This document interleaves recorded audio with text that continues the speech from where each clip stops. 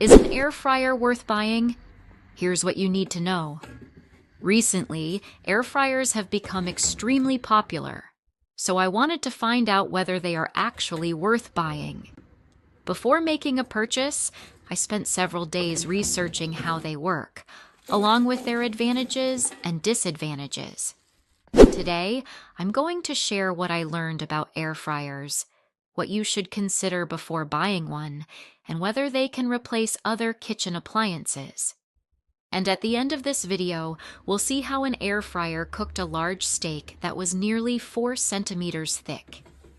One of the biggest advantages of an air fryer is the ability to cook food with little to no oil. For people who care about healthy eating, that's a major benefit. Of course, some recipes may require a small amount of oil to keep food juicy, but in most cases, the results are excellent without it. But that wasn't the only thing that surprised me. An air fryer doesn't take up much space in the kitchen. In everyday use, it can replace both an oven and a conventional cooker for many types of meals. Whether it's meat, potatoes, vegetables, chicken, or steak, there are thousands of recipes available online. Another major advantage is speed. Unlike a traditional oven, there's no need for a long preheating process. You simply place the food inside, set the temperature, and the appliance does the rest. That makes it quick and easy to prepare fresh meals. The kitchen also stays cleaner. Oil doesn't splatter everywhere, fewer dishes get dirty, and cleanup is much easier. In short, the main advantages of an air fryer are speed, convenience, compact size, and the ability to prepare healthier meals in many situations. However, all of that only matters if you choose the right model. There are 3 key things to pay attention to before buying one. The first is power. If you're buying a model with a single basket, it's best to choose one with at least 1,500 watts. The higher the power, the faster and more efficiently the food cooks. The second is the heating system. There are different types available on the market, but the most common and reliable option is a standard metal heating element. It heats up quickly, lasts a long time, and is used in many models. Some air fryers have a single heating element, while others have 2.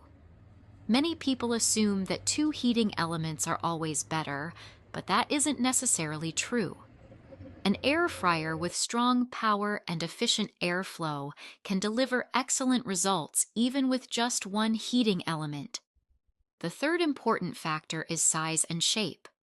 It's a good idea to choose a model with at least 6 liters of capacity. That way, you can easily cook a whole chicken, several steaks, or a large batch of wings. Smaller models with 4 liters or less may limit your options later on. It's also more convenient to choose a square or rectangular basket because it provides more usable cooking space. One thing you don't really need to pay much attention to is the number of built-in programs. In reality, every recipe comes down to just 2 things: temperature and time. Once you understand those 2 settings, manual control is more than enough. The air fryer I chose has a power rating of 1,800 watts. It features a non-stick coating, is easy to clean, and can even be washed in a dishwasher if needed. Inside, there's a special rack. This allows excess fat to drip down during cooking, preventing the meat from sitting in its own grease. Now let's talk about the results. First, I tried cooking frozen French fries. Even without adding oil, they came out crispy on the outside and soft on the inside. Next, I cooked chicken thighs. The outside developed a beautiful golden color, while the inside stayed tender and juicy. Honestly, I liked the taste of the chicken even more than the version cooked in a traditional oven. Then I decided to perform a more challenging test.